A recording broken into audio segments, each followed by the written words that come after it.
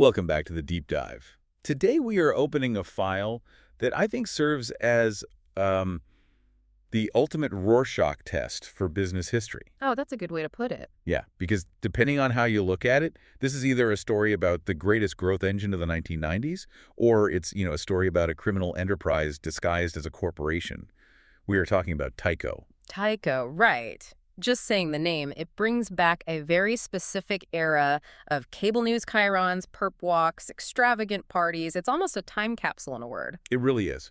But before we get into, the scandals and the downfall, we have to clear up the number one misconception immediately. Ah, yes, the toys. Exactly, because every time I mention Tyco to someone who grew up in the 80s or 90s, they immediately think of one thing. Tickle me, Elmo.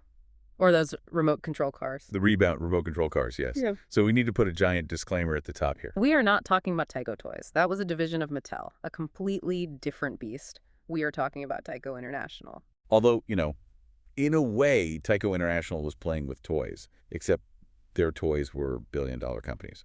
And if they broke them, thousands of people lost their pensions. A much higher stakes game. A much higher stakes game, yes. This is the story of Tyco International, a massive security and fire protection conglomerate. I mean, at its peak, it was one of those entities that seemed to own the actual infrastructure of the modern world. Right. It was invisible, but everywhere. Exactly. If you were in a hospital, you were probably using their needles or their surgical tools. If you were in an office, you were protected by their sprinklers.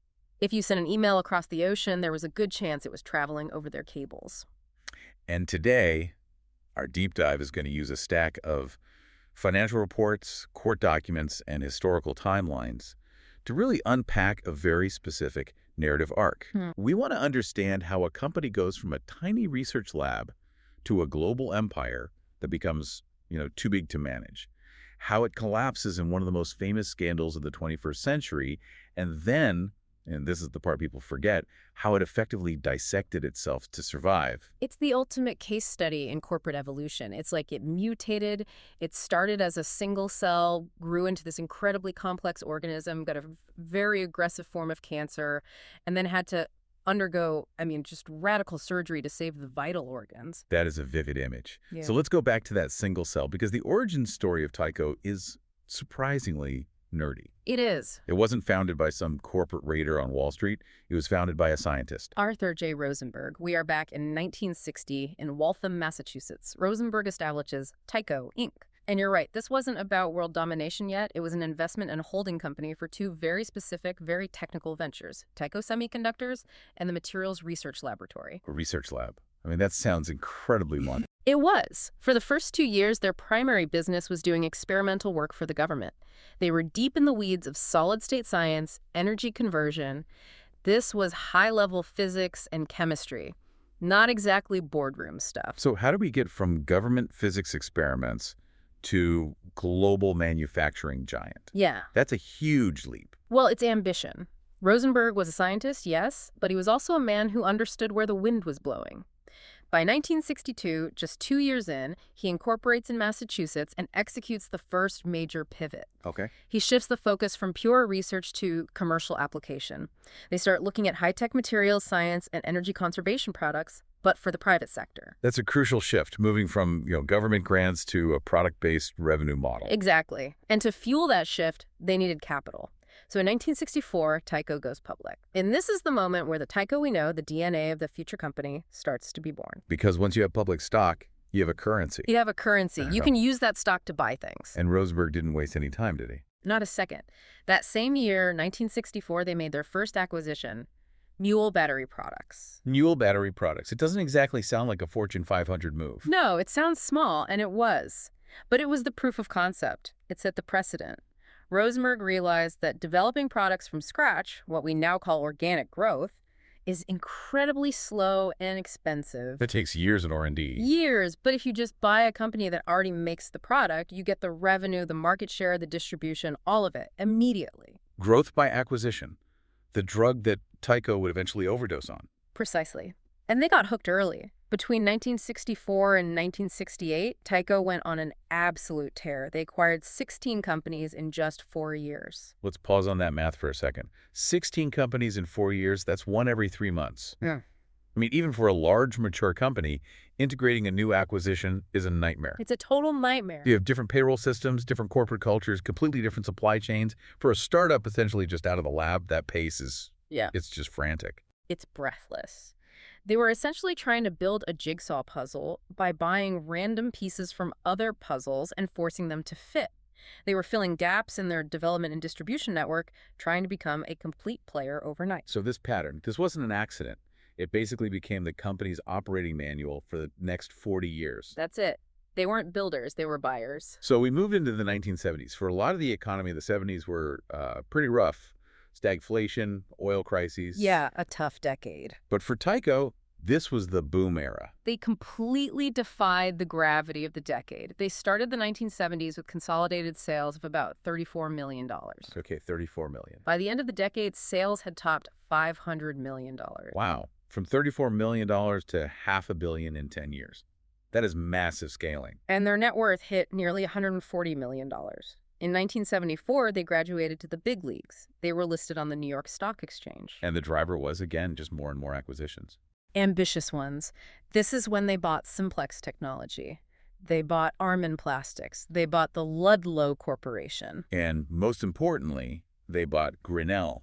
Grinnell Fire Protection Systems. That was the anchor. That was the acquisition that really changed their identity. Right. I think anyone who works in an office building has seen that name. You look up at the ceiling tile, you see a sprinkler head, and it almost always says Grinnell. It does. Before that acquisition, they were sort of a mishmash of materials and tech. Grinnell anchored them in the infrastructure space. And fire protection is a great business. Because it's mandated by law. It's mandated by law. Every building needs it. It's steady, reliable, non-cyclical cash flow. But looking at this list, batteries, plastics, fire protection, electronics, I'm starting to see the problem. These businesses don't really talk to each other. Not at all. Making a plastic bag and making a fire sprinkler require completely different engineering, different sales teams, different raw materials. It's just a random collection. You've hit on the classic conglomerate problem. And by the 1980s, Tyco's own management looked at their portfolio and realized it was a bit of a garage sale. It was just a bag of random companies. Exactly. So they tried to organize the chaos. They did their first major restructuring into 3 segments: fire protection, electronics, and packaging. Which is a sensible move. You know, you group the items together so you can maybe share some resources, get some efficiencies. Right. They wanted to achieve significant market share in each product line. But the problem with being an acquisition addict is that you can't stop shopping just because your closet is disorganized. All right. So later in the 80s, they went right back to it. They bought the Grinnell Corporation, expanding that firehold. They bought Allied Tube and Conduit and the Mueller Company, which made water valves. So the portfolio gets bigger and weirder. And that necessitated another reorganization. By the late 80s, they shuffled the deck again. Now we have 4 segments: electrical and electronic components, healthcare and specialty products, fire and security services, and flow control. Wait, healthcare, where did that come from? It just sort of crept in during the acquisitions. They bought some medical product manufacturers along the way, and suddenly they had a healthcare business. And I want you, the listener, to remember that structure, electrical, healthcare, fire security, and flow control. Yes. That specific 4-legged stool becomes the architecture of the entire empire, and also the blueprint for how it's eventually dismantled. Okay, let's unpack the strategy here before we get to the really crazy years in the 90s. We've mentioned growth by acquisition.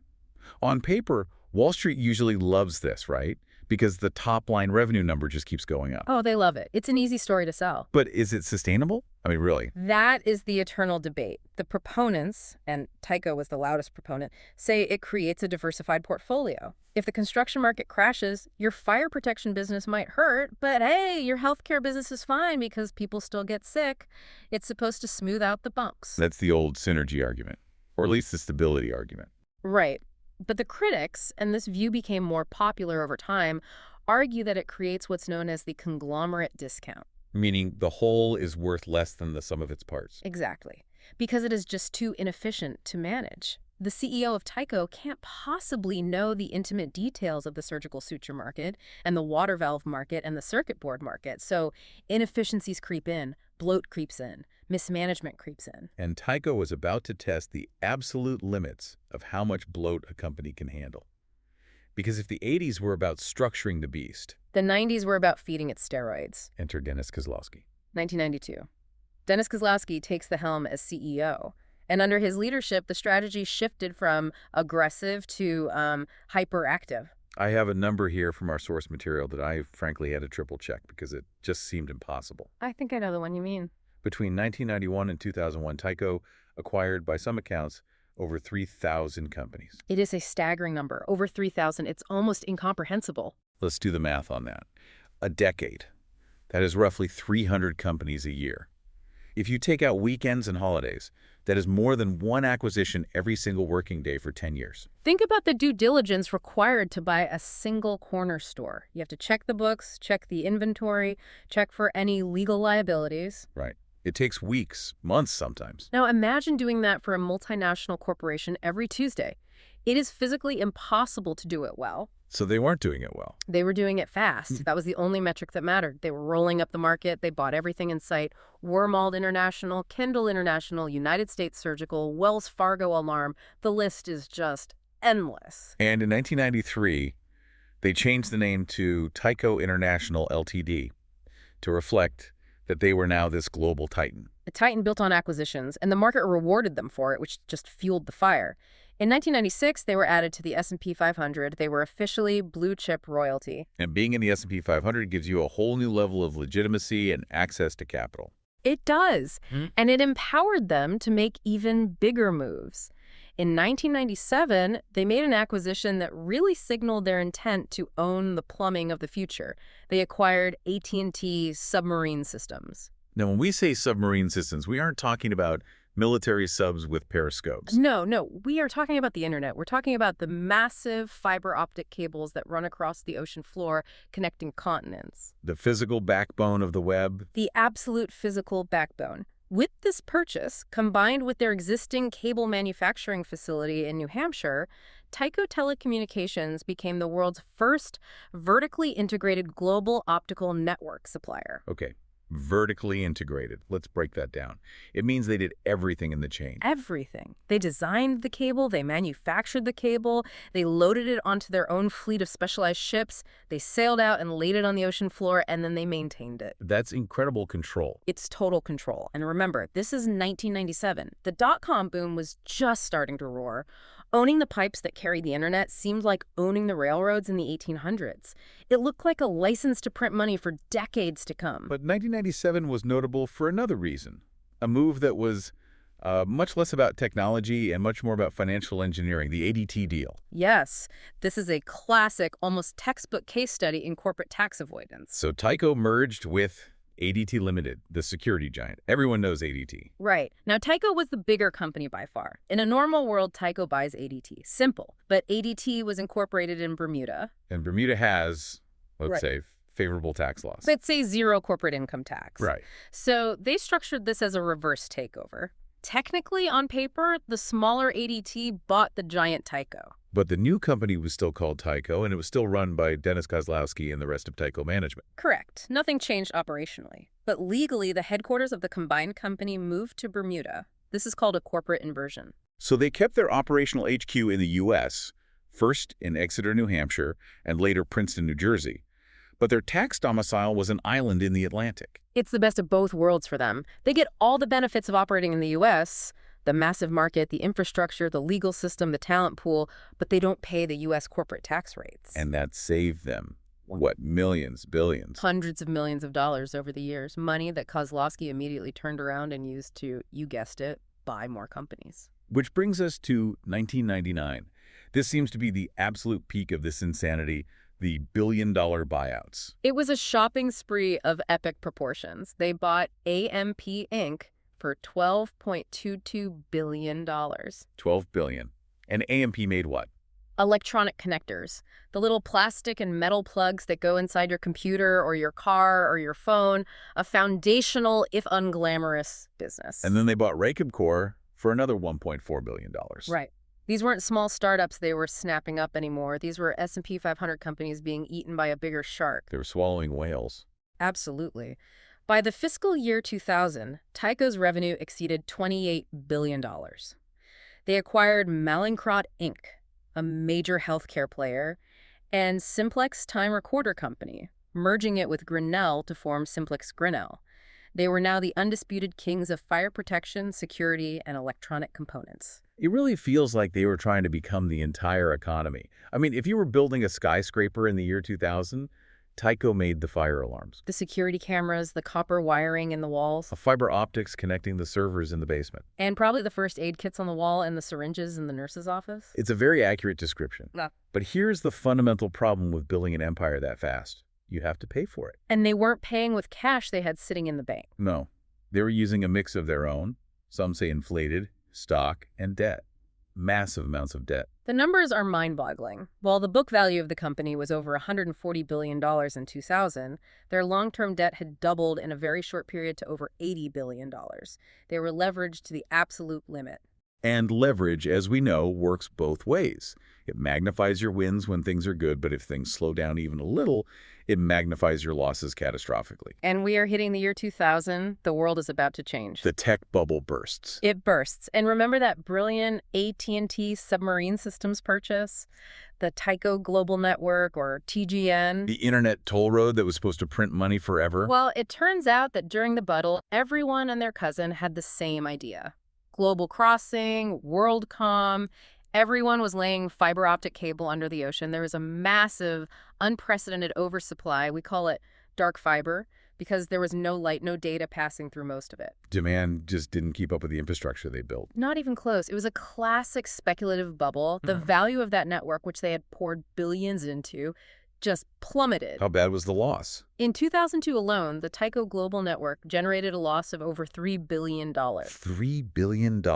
Yeah. Just evaporated from one division in 1 year. It gets worse. They eventually realized the asset was toxic and they had to unload it. In 2005, they sold the entire network to VSNL, which is part of the Tata Group in India. Do you want to guess the sale price? Well, they put billions and billions into it.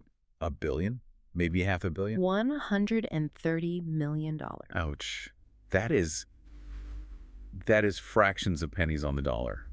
A rounding error. It was a financial cataclysm, and it wasn't the only problem. The sheer complexity of the company was becoming unmanageable.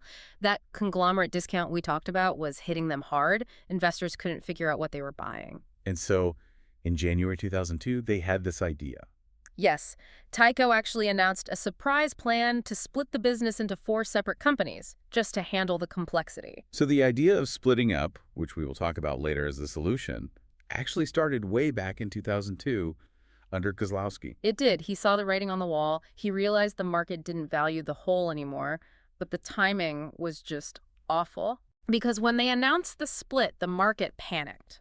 Investors didn't see it as a smart strategic move. They thought if they're suddenly trying to split up, they must be hiding a massive liquidity crisis. They must be desperate for cash. It smelled like desperation, not strategy. It did. The credit rating agencies immediately downgraded their debt. The stock price dropped like a stone.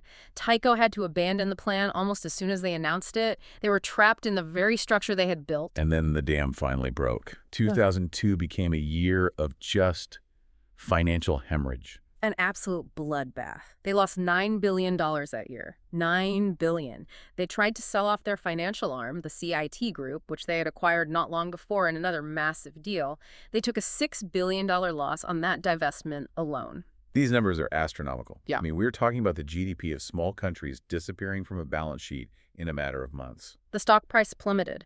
Investors were fleeing in droves.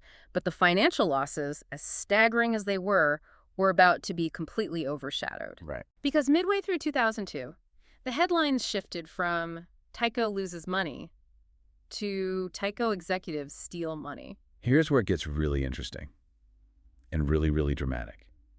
We're entering the scandal zone. The scandal of 2002, it stands right there next to Enron and WorldCom as the defining corporate crimes of that era. So let's look at the allegations. What exactly were Kozlowski and the others accused of? The Manhattan District Attorney, Robert Morgenthau, brought the charges.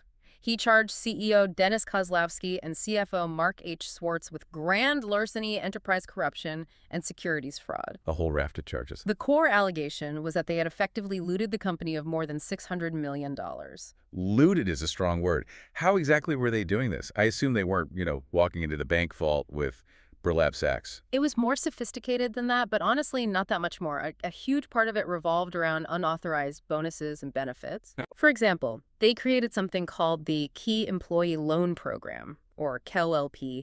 It was supposed to be a way for executives to get company loans to pay taxes on their stock grants. Seems reasonable on the surface. But Kozlowski and Swartz allegedly used it as their personal piggy bank. They would take out millions in loans for themselves, and then they would just forgive the loans. So I borrow $5 million from the company, and then I, as an executive, sign a piece of paper that says I don't have to pay it back. Exactly. And they allegedly did this without the proper approval of the board of directors, or, crucially, any disclosure to shareholders. They were also accused of secretly selling millions of dollars of their own stock while publicly telling investors on conference calls that they were holding on to it, that they believed in the company. And this brings us to a fascinating legal concept that played a huge role in the aftermath, the faithless servant doctrine. Yes. This is incredible.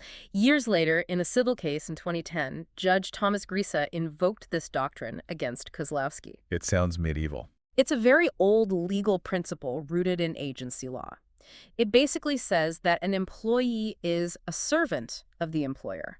And if that servant is faithless, if they are disloyal, if they steal, if they act against the employer's interest, they are not entitled to any compensation for the entire period of their disloyalty. So it's not just paybacks the $150 million you stole. No, it's much more severe. It's pay back every single salary check, every legitimate bonus, every stock option you earned during the years you were stealing. Exactly. The court ruled that because Kozlowski was proven to be disloyal between 1997 and 2002, he had to forfeit all compensation and benefits earned during that period. That totaled something like $500 million. That is the nuclear option of employment law. It is. It sends a powerful message that you can't be partially honest. You're either a faithful servant or you aren't. There's no in between. But before we get to that conviction, we have to talk about the criminal trial itself. Because the first trial in 2004 was an absolute circus. It was a media spectacle from day one. You had all these salacious details of Kozlowski's spending coming out.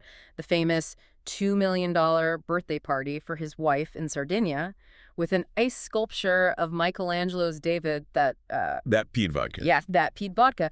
But then the trial itself was completely derailed by a single hand gesture. The OK sign incident. Yes. Juror Ruth Jordan. We are deep in deliberations. The jury is reportedly deadlocked, leaning towards conviction, but with one holdout. As the jury is walking through the courtroom, Jordan, an elderly juror, appears to look at the defense table at Kozlowski and Swartz and makes an OK gesture with her hand. And the interpretation from the media and the prosecution was that she was signaling to them, don't worry, I'm your holdout. I'm going to get you a hung jury. That was the fear, and it caused an absolute firestorm. The Wall Street Journal, in a very controversial move, actually published her name, which is rare for a sitting juror, and ran a caricature of her. The pressure was immense. So it became impossible to continue. The judge felt the jury's impartiality was hopelessly compromised. He had to declare a mistrial. Unbelievable. Millions and millions of dollars in legal fees, months of testimony, and it ends because of a hand gesture that may or may not have meant anything. But the reprieve was short-lived. The district attorney retried the case in 2005, and this time there were no hand gestures, no holdouts. The jury convicted Kozlowski and Swartz on almost all counts. And the sentence wasn't a slap on the wrist, which sometimes happens in these white-collar cases. No, this was serious. They were sentenced to 8 1/3 to 25 years in prison. They served substantial time. Kozlowski wasn't granted parole until 2014. It was a very real punishment. And what about the shareholders? The people who lost their retirement savings when the stock tanked from over $60 a share to less than $10? They eventually got some measure of restitution. In 2007, a class action settlement was approved where Tyco, the company, agreed to pay $2.92 billion to the defrauded shareholders. A huge sum. At the time, it was one of the largest securities class action settlements in history. Now, I have to mention one specific detail from the source material because it really became the symbol of the whole scandal. We often hear about golden parachutes or private jets, but Tyco gave us the umbrella stand. Ah, yes. The $15,000 umbrella stand. Dog-shaped umbrella stand, to be precise. Correct. During the trial, prosecutors listed items that Kozlowski had purchased with company funds for his New York apartment. There was a $6,000 shower curtain, which is already absurd. Absurd. But the $15,000 umbrella stand captured the public's imagination. Why that item? I mean, why not the $2 million party? That's way more money. It's a concept called the law of triviality. Most people, myself included, don't really know what a $2 million party looks like. It's too abstract. But everyone knows what an umbrella stand is. Right, you can buy one at Target for $20. Exactly.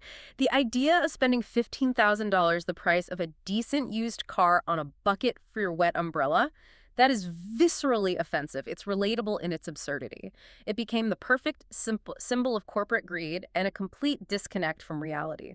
It really paints the picture of an executive who had just lost all perspective. So Kozlowski is out, Swartz is out. The company is bleeding money, and its reputation is in tatters. The brand is toxic. Who on earth would want to come in and clean up this mess? Enter the cleanup crew. In July 2002, the board appointed Edward D. Breen as the new CEO.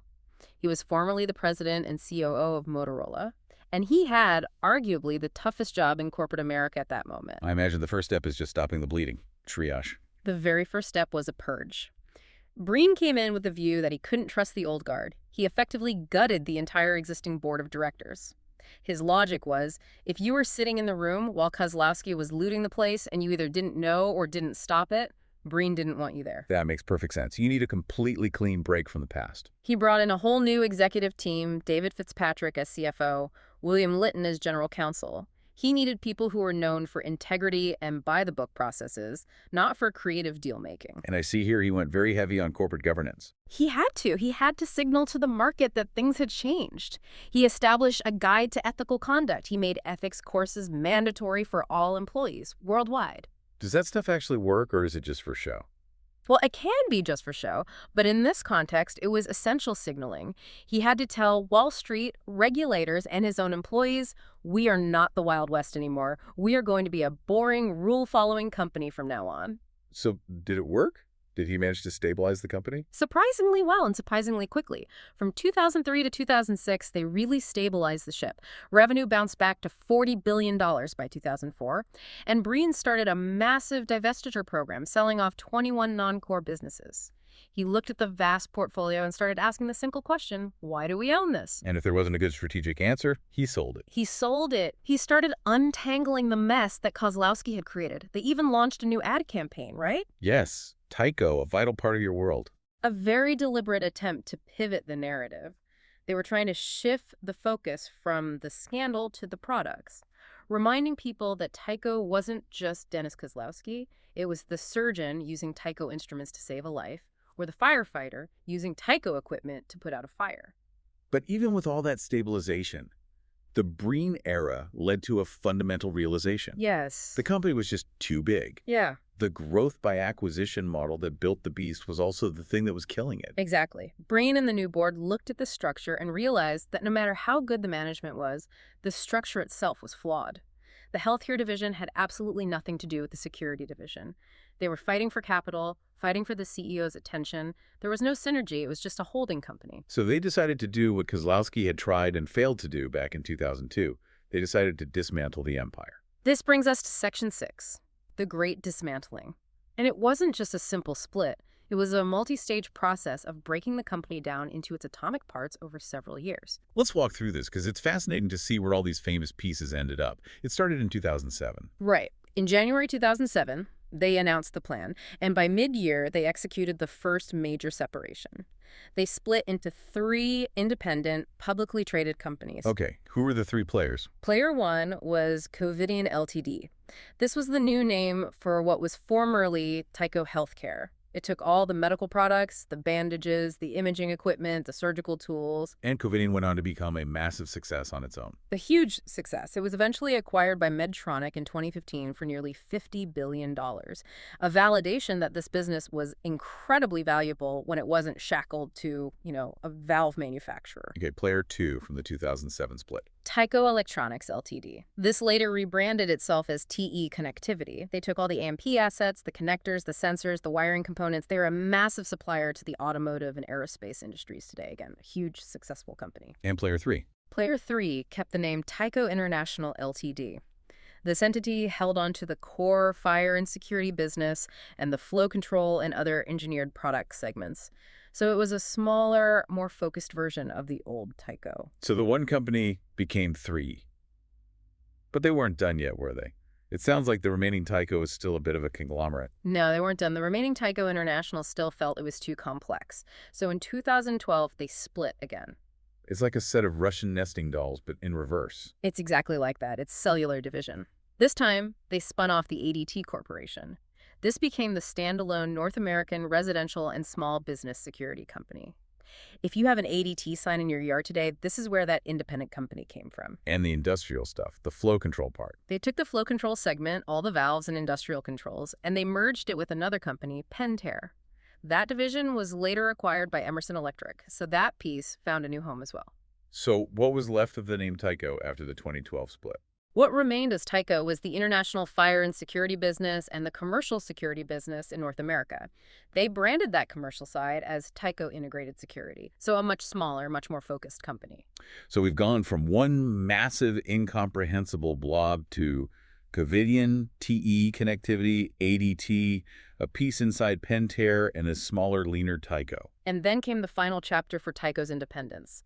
In 2016, what was left of Tyco merged with Johnson Controls. Johnson Controls is another huge name in building efficiency, HVAC systems, batteries. Right. It was a merger of two giants in the smart building space. The combined company took the name Johnson Controls International Power. And with that merger, Tyco as a standalone parent entity effectively ceased to exist. It's just incredible. It took 40 years to build this massive, sprawling empire. And about 10 years to take it all apart, piece by piece. And the irony is, the parts were arguably much more successful and valuable on their own than they ever were when they were all glued together. It's the ultimate proof that the conglomerate discount was real. The market was right. Once these businesses were set free from the central holding company, they thrived. Before we wrap up, we have to look at one more aspect of the Tyco legacy. Because while they were busy buying companies and handling scandals, they were also, a real manufacturing company making physical things. And that left a footprint. A very real one, yes. The environmental record. You can't run a manufacturing empire of that size, especially one built so quickly, without impacting the environment. And Tyco had some serious violations that showed it wasn't just financial corners they were cutting. Let's look at the specifics from our sources. We have notes on a facility in Hamburg, New Jersey. Right. This was a metal forming and finishing facility they operated for decades. They were fined over $1.1 million by the EPA for Clean Air Act violations. The issue was their use of trichloroethylene to degrease metal parts. Trichloroethylene. That sounds nasty. It is. It's a volatile organic compound, a VOC. It's a toxic air pollutant that can cause serious health effects, and they were venting it into the atmosphere without proper controls. And then there was the situation in Connecticut. This one reads like a villain plot in a movie. It doesn't sound like just negligence. It feels very deliberate. This was at their plant in Enfield, Connecticut. It was a Clean Water Act violation. The plant had sand filters installed to treat their industrial wastewater before it was released into the public sewers. And sand filters are slow, right? They take time. They are. They create a production bottleneck. And when you are under immense pressure from a CEO like Dennis Kozlowski to increase revenue and output every single quarter, bottlenecks are the enemy. So what did they do? Managers at the plant deliberately routed the wastewater around the sand filters. They installed a bypass pipe? Effectively, yes. A secret bypass to speed up production. But it meant they were discharging untreated wastewater with toxic levels of copper and led directly into the Manchester public sewers. And they knew they were doing it. They falsified reports to the Department of Environmental Protection to cover it up. It eventually came out, and it resulted in $10 million in fines and guilty pleas from the managers involved. That is the definition of putting profit over public safety. And it connects directly back to the corporate culture of the scandal. The pressure to perform, to meet the numbers at all costs, was so high that it corrupted everything from the accounting department in the executive suite to the factory floor.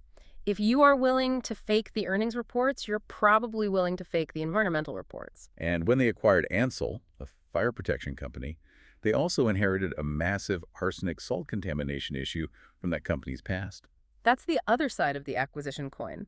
When you buy a company, you buy its assets, but you also buy its sins. You acquire its pollution liabilities. Tyco had to spend millions cleaning up messes they didn't personally create simply because they bought the company that did. So what does this all mean? We've looked at the rise, the fall, the crime, the punishment, and the dismantling. What's the big takeaway from the Tyco saga? I think if we zoom out, Tyco is the ultimate cautionary tale of growth for growth's sake. For a long, long time, Wall Street loved the story. We buy companies, we get bigger, our stock goes up, we make you money. But there was no underlying industrial logic. It was just complexity masking inefficiency. Exactly. And complexity is a great place to hide fraud. When you have literally thousands of subsidiaries and billions of dollars moving around the globe, it's much easier to hide a $150 million theft or a $15,000 umbrella stand. No single auditor can possibly check everything. It also challenges the idea of the super CEO, the cult of personality. Kozlowski was treated like a business genius Yeah. until he wasn't. And then Ed Breen, the guy who came in to fix it, didn't try to be a genius builder. He was a dismantler. His genius was in realizing that the value was in the pieces, not the whole. He proved that sometimes the best way to manage a giant company is to admit that it shouldn't exist in that form. So here is a provocative thought for you to chew on as we finish up. We live in an era of constant tech mergers and massive conglomerates. Big companies are buying smaller ones every single day. Tyco shows us that sometimes the most valuable move isn't building an empire, but breaking it apart. When a company owns everything from diapers to fiber optics to nuclear valves, can anyone really know what's going on inside? I think the answer, as Tycho proved so dramatically, is no. And when no one really knows what's going on, that is when the umbrella stands start showing up on the expense reports. A vital lesson for investors and business leaders alike. Thanks for listening to The Deep Dive. We'll catch you on the next one.